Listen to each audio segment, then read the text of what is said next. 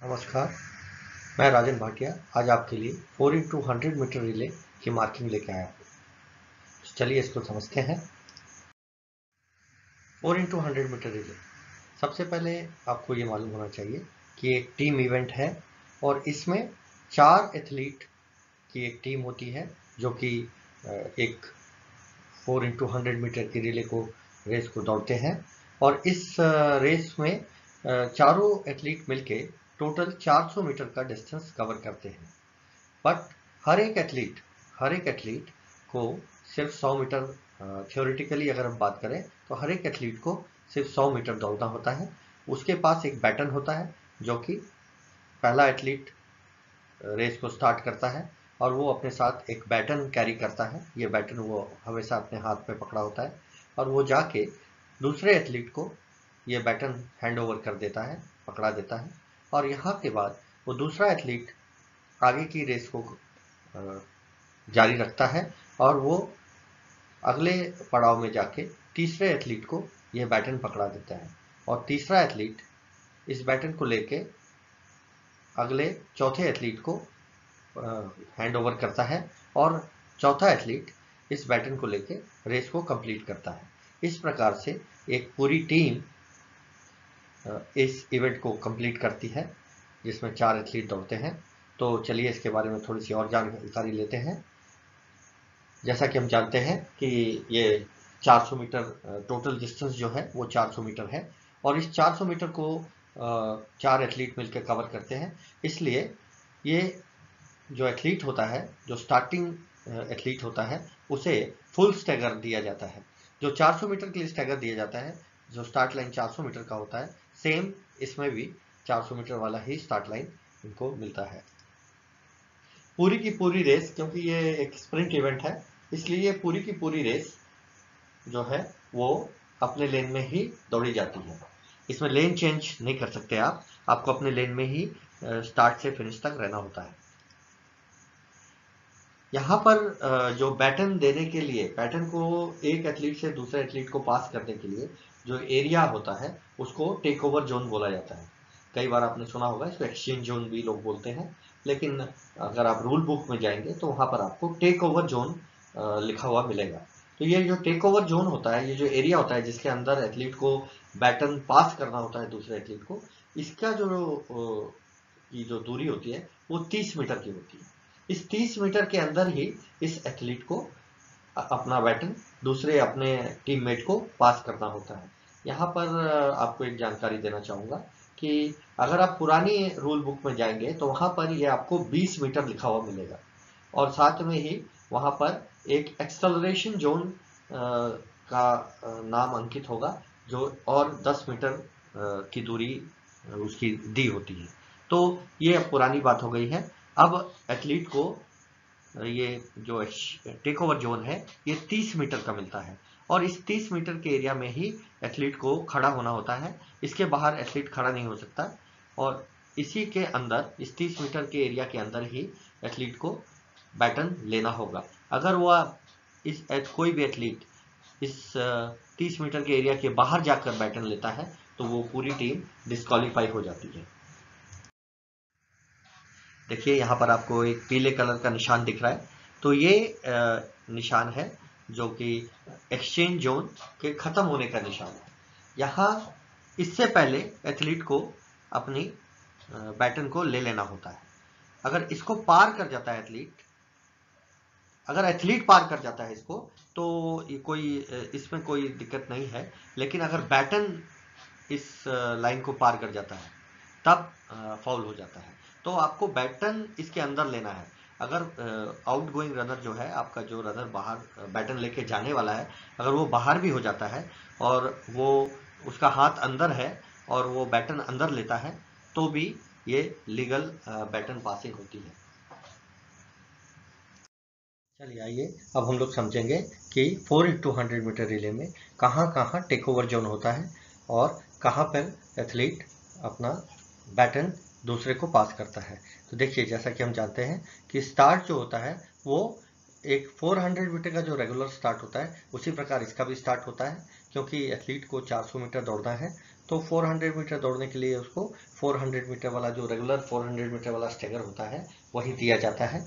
यहाँ से जब एथलीट स्टार्ट करता है रेस को, तो आप देखिए पहला जो टेक ओवर जोन होता है वो होता है 100 मीटर, जहाँ पर जैसा कि थ्योरेटिकली हम जानते हैं कि हर एक एथलीट को यहाँ 100 मीटर दौड़ना है।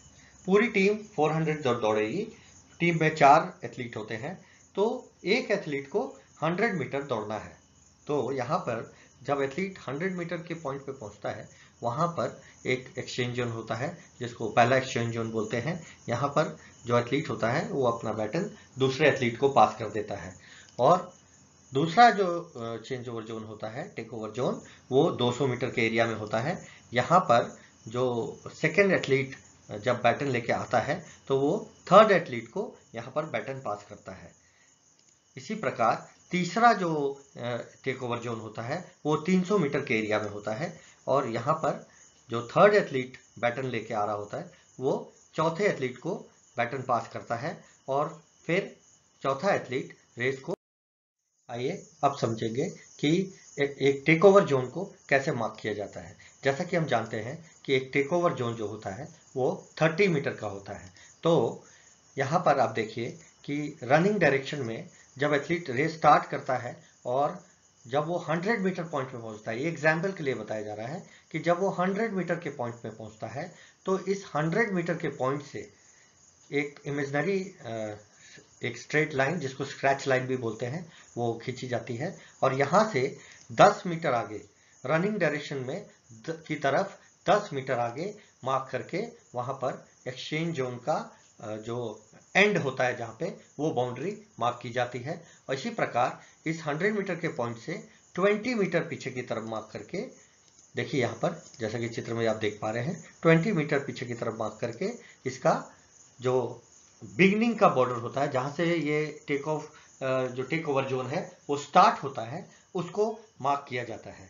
तो इस प्रकार से ये 30 मीटर का एरिया मार्क होता है। कई बार आपने, अगर आप पुराने किताबों में देखोगे तो वहाँ पर आपको ये एरिया 20 मीटर का दिखता है, और जो अगला 10 मीटर का पीछे का एरिया है वो एक्सेलरेशन जोन के नाम पर दिखता है। लेकिन अब ये नियम बदल चुके हैं। नए नियम के अनुसार ये टेक ओवर जोन जो है ये पूरा का पूरा 30 मीटर का है। यहाँ पर खास ध्यान देने वाली बात यह है, कई बार लोग कंफ्यूज हो जाते हैं, तो कंफ्यूज नहीं होना है। जहाँ पर 100 मीटर कंप्लीट हो रहा है वहाँ से 10 मीटर आगे और 20 मीटर पीछे।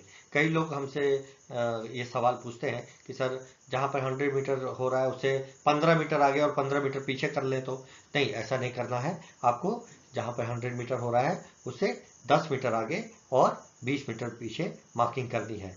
इसी उससे 10 मीटर आगे रनिंग डायरेक्शन की तरफ और 20 मीटर पीछे की तरफ आपको मार्क करना है। चलिए अब हम लोग बात करेंगे कि अगर हमें, ये तो 1 नंबर लेन में तो आप 100 मीटर का मेजरमेंट कर लेंगे, है ना। उसके बाद आपको वहाँ से 10 मीटर आगे और 20 मीटर पीछे करके आप मार्क भी कर लेंगे। लेकिन जब आपको lane number 2, lane number 3, lane number 4, 5, 6, 7, 8 lens में मार्किंग करनी है, तो आप हर बार तो स्टार्ट लाइन से 100 मीटर मार्क मेजरमेंट करके टाइम बर्बाद नहीं करेंगे। इसके लिए हम लोग एक फॉर्मूला का सहारा लेते हैं। इस फॉर्मूले की मदद से आसानी से इसको मार्क कर लेते हैं। तो आइए देखते हैं इस फॉर्मूले को। फॉर्मूला जो है वो है T minus D by T into full stagger. अब यहाँ समझना है आपको, T का मतलब होता है टोटल कर्व डिस्टेंस। जैसा कि हम जानते हैं कि अगर हमने 400 मीटर का ट्रैक बनाया है और उसमें 84.39 का स्ट्रेट लिया है, तो हमें जो curve distance, total curve distance होता है वो हमें 231.22 मीटर का मिलता है। तो ये एक फिक्स मार्किंग हो जाती है, क्योंकि कर्व डिस्टेंस तो ना घटेगा ना बढ़ेगा। जो आपने मार्किंग की है ट्रैक की, उसी के हिसाब से आपका कर्व डिस्टेंस फिक्स हो जाता है। इसलिए यहाँ पर जो हम लोग एग्जाम्पल ले रहे हैं वो हम लोग एक स्टैंडर्ड ट्रैक का ले रहे हैं, तो इसलिए यहाँ पर टोटल कर्व डिस्टेंस जो होगा आपका 231.22 मीटर का होगा। अब यहाँ समझने वाली बात यह है कि डी क्या होता है। तो डी समझना है, 100 मीटर अगर आपका एथलीट दौड़ा है, पहला एक्सचेंज जोन पहुंचने के लिए, पहला टेक ओवर जोन पहुंचने के लिए आपके एथलीट ने 100 मीटर की रेस लगाई है। तो अगर 100 मीटर की रेस लगाई है तो वो 100 मीटर कर्व में कितना दौड़ा है, उस जगह को जहां पर एक्सचेंज जोन बनेगा वहां पहुंचने के लिए उसने कर्व में कितना डिस्टेंस कवर किया है। जैसे कि आपको पता है ट्रैक में स्ट्रेट भी होता है और कर्व भी होता है। तो अब आपको यहाँ पर डी का मतलब होता है कि उस पॉइंट पे जहां पर एक्सचेंज जोन बनना है उस पॉइंट में पहुंचने के लिए उसने कर्व में कितना डिस्टेंस कवर किया। तो चलिए इसको आगे समझेंगे। और फुल स्टैगर आपको हर एक लेन का फुल स्टैगर देना है। जिस लेन में भी आप मार्किंग कर रहे हैं उस लेन के फुल स्टैगर के हिसाब से उसमें फॉर्मूले में आपको उसको बैठाना है। चलिए अब हम लोग इसको समझते हैं। देखिए यहाँ पे एथलीट ने रेस स्टार्ट की और उसने दौड़ना स्टार्ट किया, क्योंकि स्टार्ट तो कर्व से होता है, तो कर्व में रेस स्टार्ट हुई है और वो कर्व में दौड़ते हुए जो उसका पहला पॉइंट था वो 100 मीटर था, जहां पर 100 मीटर के 10 मीटर आगे और 20 मीटर पीछे आपको एक्सचेंज जोन बनाना है। तो यहाँ पे इस 100 मीटर में को पहुंचने के लिए, इस पॉइंट को 100 मीटर वाले पॉइंट में पहुंचने के लिए एथलीट ने कर्व में कितना डिस्टेंस कवर किया। तो यहाँ पर उसने पूरा के पूरी रेस 100 मीटर तक कर्व में ही रेस की है। तो यहाँ पर डी जो होगा पहले पॉइंट के लिए, डी का मान होगा 100 मीटर। उसी प्रकार जब वो एथलीट आगे सेकंड पॉइंट पे पहुंचेगा तो सेकंड पॉइंट पे पहुंचने के लिए उसने 200 मीटर का डिस्टेंस कवर किया। लेकिन इस 200 के डिस्टेंस कवर करने में उसने कर्व में भी रेस लगाई है और स्ट्रेट में भी रेस लगाई है। क्योंकि रेस हमारी, देखिए आप इसको चित्र से आप समझ पाएंगे कि जो स्ट्रेट है वो हमारा 84.39 मीटर का है। तो आप 200 मीटर में से 84.39 मीटर माइनस कर दीजिएगा, या तो आपको आपके कर्व का डिस्टेंस पता है कि आपका आधा कर्व कितने का है, जैसा कि यहाँ पर लिखा हुआ है कि आधा कर्व हमारा 115.61 मीटर का है। आप ऐसे भी निकाल सकते हैं कि आपको कर्व का डिस्टेंस पता है तो आपको दोनों कर्व मिला के, जैसा कि हमें पता था कि दोनों कर्व मिला के हमारा 231.22 मीटर होता है, तो अगर इसको हाफ कर देंगे तो एक कर्व का डिस्टेंस आपको मिल जाएगा। तो उसको हाफ करने पर 115.61 मीटर का डिस्टेंस मिलता है। और या तो आप दूसरे तरीके से निकालना चाहें तो आप 200 मीटर में से स्ट्रेट माइनस कर दें। जब आप 200 मीटर में से स्ट्रेट माइनस कर देंगे तो आपको ये डिस्टेंस 115.61 मीटर मिल जाएगा। तो 200 पॉइंट में जो डी का मान हो जाएगा वो 115.61 मीटर हो जाएगा, क्योंकि आपको सिर्फ एथलीट ने कर्व में कितना दौड़ा है सिर्फ उसी डिस्टेंस को कंसीडर करना है। अब यहाँ के बाद जब एथलीट तीसरे पॉइंट पे पहुंचता है तो तीसरा पॉइंट हमारा आता है 300 मीटर पे। अब आप देखिए 300 मीटर में पहुंचने के लिए सिर्फ 84.39 मीटर उसने स्ट्रेट में दौड़ा है, बाकी पूरा डिस्टेंस उसने कर्व में कवर किया है। तो आप अगर 300 मीटर में से 84.39 माइनस करेंगे तो आपको डी का, तीसरे पॉइंट का डी मिल जाएगा जो कि 215.61 मीटर है, 215.61 मीटर है। तो आपको तीनों पॉइंट का डी मिल गया है। अब फॉर्मूला में इसको सेट करके देखेंगे कि इसको आगे क्या करना है। तो चलिए देखते हैं। चलिए अब हम लोग देखेंगे कि इसको मार्किंग कैसे करता है। एक बार आपको आपका डी पता चल गया है तो अब इसको फॉर्मूला में लगाएंगे। देखिए यहाँ पर हम लोगों ने आपके पहले एक्सचेंज जोन को मार्क करना है सेकेंड लेन के लिए। तो यहाँ पर जैसा कि हम जानते हैं कि टी हमारा जो है 231.22 मीटर है, तो टी का डिस्टेंस हम लगा देंगे अपने फॉर्मूला में। डी हमारा, क्योंकि ये 100 मीटर का पॉइंट है तो यहाँ पर डी जो हमारा है वो 100 मीटर है, और ये सेकेंड लेन के लिए जो फुल स्टैगर है वो 7.04 मीटर है। तो जब ये फॉर्मूला में आप इसको सेट करोगे, देखिए यहाँ पर हमने फॉर्मूले में सेट किया है इसको 231.22 माइनस 100 डिवाइडेड बाई 231.22, जैसा कि हम जानते हैं T minus D by T है, into full stagger that is 7.04 metre. तो ये जब आप कैलकुलेट करोगे तो आपको ये मिलेगा 3.99 मीटर। तो जब आपको ये 3.99 मीटर मिल गया तो इसको आप क्या करेंगे, देखिए यहाँ पर जो हमने 100 मीटर का जो एक स्क्रैच लाइन एक्सटेंड किया है, ये आप देख रहे हैं कि एक ब्लैक डॉटेड लाइन से ये एक्सटेंशन किया गया है। तो ये इसको स्ट्रेट एक्सटेंड करेंगे यहाँ पर, क्योंकि सेकेंड लेन की मार्किंग हो रही है तो ये अभी सेकेंड लेन में दिख रहा है। इसी प्रकार जब आप थर्ड लेन, फोर्थ लेन, फिफ्थ लेन की मार्किंग करेंगे तो उसके लिए भी यही जो लाइन है इसी को आगे एक्सटेंड करेंगे और इस स्क्रैच लाइन से हम 3.99 मीटर आगे मार्क करेंगे। देखिए यहाँ पर जैसा कि हमने किया है, एक रेड लाइन से 3.99 मीटर आगे करके इसको एक नया स्क्रैच लाइन बन गया है। ये आप सेकेंड लेन में आपका नया स्क्रैच लाइन है और इससे 10 मीटर आगे और 20 मीटर पीछे आप जब मार्क करेंगे तो आपको सेकेंड लेन का पहला एक्सचेंज जोन या टेक ओवर जोन आपको मिल जाता है। तो इस प्रकार से आप मार्किंग करेंगे और इसी प्रकार आप जब आप तीसरे लेन की मार्किंग करेंगे, जब आप चौथे लेन की मार्किंग करेंगे तो इसी फॉर्मूला से आप सेट करके इसको बस आप उसका जो स्टेगर है वो बदलते जाएंगे, क्योंकि यहाँ पर आपका टी नहीं बदलेगा। जब आप थर्ड लेन में मार्किंग करेंगे तो टी नहीं बदलेगा, डी भी नहीं बदलेगा, और सिर्फ बदलेगा क्या, बदलेगा आपका थर्ड लेन का स्टेगर। इसी प्रकार जब आप फोर्थ लेन में करेंगे तो वहां पर भी फोर्थ लेन का स्टेगर हो जाएगा। जैसा कि यहाँ पर 7.04 है, ये सेकेंड लेन का स्टेगर है। तो इस तरह से करके फिर इसी लाइन से आप एक्सटेंड करते जाएंगे और अपना टेक ओवर जोन मार्क करते जाएंगे। देखिए दूसरा टेक ओवर जोन हमारा 200 मीटर पॉइंट पे आता है। तो 200 मीटर पॉइंट पे हम टी तो हमारा 231.22 होगा, क्योंकि टोटल कव डिस्टेंस तो बदलना नहीं है, वो तो वही रहेगा। डी हमारा 115 मीटर 0.61 मीटर हो जाएगा, 115.61 मीटर हो जाएगा। देखिए ये कैसे हो जाएगा, ये आपको हम पहले भी समझा चुके हैं। एथलीट जो स्टार्ट करेगा कर्व से और आके 200 मीटर के पॉइंट को पहुंचेगा। जैसा कि हम जानते हैं कि हमारा जो स्ट्रेट है वो 84.39 मीटर का है। तो जब 200 से आप 84.39 मीटर माइनस करेंगे तो आपको 115.61 मीटर का डिस्टेंस मिल जाएगा। फिर यहाँ पर फुल स्टेगर आपका सेम रहेगा, क्योंकि लेन नहीं बदला है, लेन सेकेंड ही है, तो 7.04 आपका लेन होगा। अब यहाँ से आप जब फॉर्मूला में सेट करते हैं 231.22 minus 115.61 divided by 231.22 into full stagger that is 7.04। तो जब आप इसको इस तरह से फॉर्मूला में सेट करते हैं तो आपका जो मार्क निकल के आता है वो आता है 3.52 मीटर, 3.52 मीटर। इसको अब हम लोग यहाँ पे इसी स्क्रैच लाइन जो 200 मीटर का लाइन है, यहाँ से हम लोग इसको आगे मार्क करेंगे और 3.52 में एक स्क्रैच लाइन बनाएंगे, यहाँ से 10 मीटर आगे और 20 मीटर पीछे। इस तरह से हमारा ये सेकेंड एक्सचेंज जोन सेकेंड लेन के लिए मिल जाता है।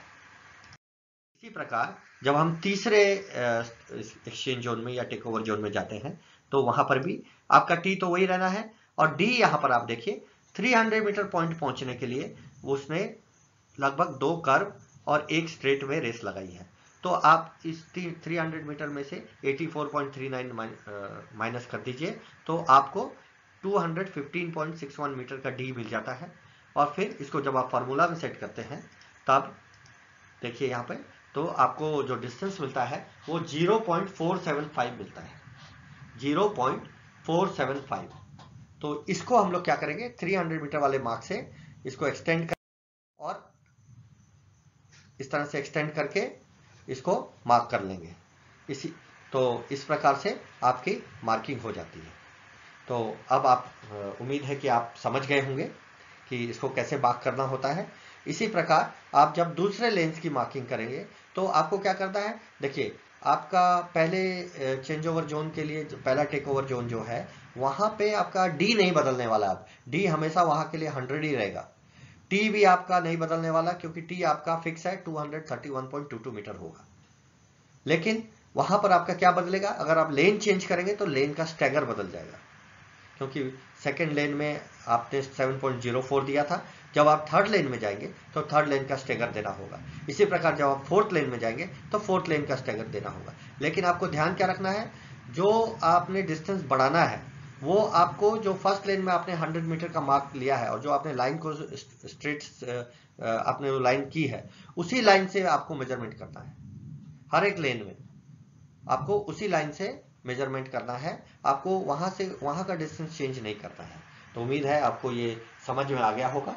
अगर आपको कोई भी क्वेरी हो तो आप मेरे YouTube चैनल में मैसेज बॉक्स में आप उसको अपनी क्वेरी भेज सकते हैं, आपको मैं जरूर जवाब दूंगा। धन्यवाद।